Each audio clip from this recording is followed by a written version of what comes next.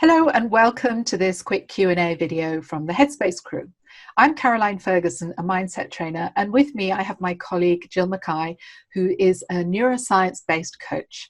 And Gill recently created a series of short videos on the topic of motivation and how managers can motivate their teams. I just wanted to ask Gill a few questions about her videos. So hi, Gill.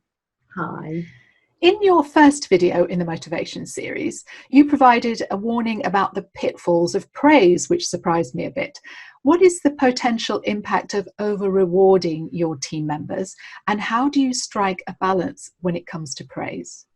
Well, it is surprising, isn't it, Caroline? And it's a great question, and particularly at the moment, I think, with more people working at home, managers may think that actually praise is one of the only things that's available to them as a way of motivating them and encouraging them. Mm-hmm. And of course, we do all know on the opposite side that how it feels when we actually get no praise at all. So it is absolutely a balance. Too little or too much can lead to demotivation. Mm-hmm. The trick for managers is to understand what it is that each team member needs to be motivated. Do they respond well to praise? Does it make any difference in their productivity? Or are they perhaps more motivated by a challenge or personal development, or by other external factors, such as perhaps winning Employee of the Month or another incentive? So in the video, what I do is I shine a light on the difference between intrinsic and extrinsic motivation. And I think it's just worth looking at that a little bit so that we can understand this praise question that you raise. So intrinsic motivation is all around doing something because it's personally rewarding. You enjoy it. It's that simple. Extrinsic motivation involves doing something because you want to move towards that reward or move away from a potential telling off or a punishment. There's no good or bad or right or wrong. There's just difference. And most of us are probably motivated by both, depending on the context and situation. So for instance, me, I love learning. I'm naturally curious. I love discovering new things. I get fired up by that. But at the same time, I've always got my eye on, can I use this in my business? Will it bring me the reward of being able to draw more revenue from it as well, for instance?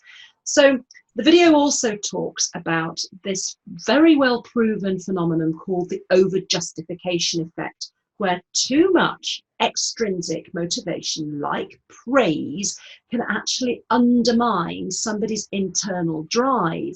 So if you think about it, when you're offering rewards for activities that you perhaps find already rewarding, that you already love and find enjoyable, if you're over offering rewards for it, it can actually start to make it feel like work, which can kill your motivation for doing it. Okay. Yeah. And actually that can result in reduced performance and less effort and more short-term thinking. So just finishing this one off, the best way to understand what motivates them, obviously, is to get to know them and ask them. That's the best way. Just ask them and talk to them about it. And if you are going to give praise, please make sure that it's specific, it's empowering, and helps your team members understand what you're expecting of them and your standards. Brilliant. Great. I've learned something there. So in video 2, where you talk about the importance of autonomy, mastery, and purpose for motivation, I was really interested in all of that. You mentioned that the stop, start, continue exercise is really useful to carry out with your team. Could you talk us through how that works? Yeah, absolutely. And it's completely one of my favorite exercises for two reasons. One, its simplicity, but also the impact that it has when it's used. It's a really good basis for a manager to discuss at a team meeting, or you can also use it on your own as well. It's a simple review process. And as it suggests, it's all about considering what you're currently doing, what activities you're currently working on, how you're spending your time and your focus, but asking yourself what value they bring.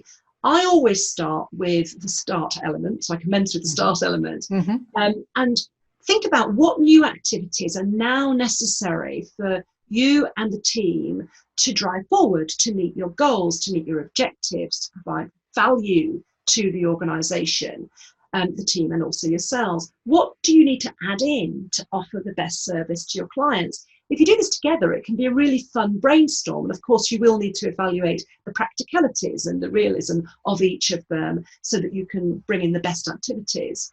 Moving on to the stop element, there will most likely be some activities that are offering less value or perhaps no value to the mix at the moment. And if you stop them or pass them on to another department or another work area where they may fit the remit better, or reduce your focus on them, what impact would that actually have? Sometimes we just carry on doing things because we've always done them. They become habits, yet they may not be fit for purpose now. So the exercise is effectively a review. Challenging what you're currently doing doesn't mean you necessarily have to completely stop, but maybe you could flex, adjust, or reduce. Finally, the continue part. I find this is really validating for clients to understand the simple question of, what are we doing now that's working, that is delivering value, is a great one to discuss as a team. So you know that you're already doing great work together, making progress towards your goals, and you're on the right path. That sounds like a fantastic exercise. I think I need to do it for myself, actually. So in video 3, you were talking about distractions. So how can managers and team members manage situations like homeschooling, for example, where parents are distracted by this need to educate their children, so that all of the team members feel that everyone is pulling their weight? Yeah, it's a tough one, and that's really, really important point to raise, Caroline, because we do have to recognise that everybody they have different home situations. Only the other day, my daughter was telling me a story about a friend of hers. She's just finished in her university finals in lockdown at home, and her friend has 4 young siblings. So clearly there's a lot of noise in the house.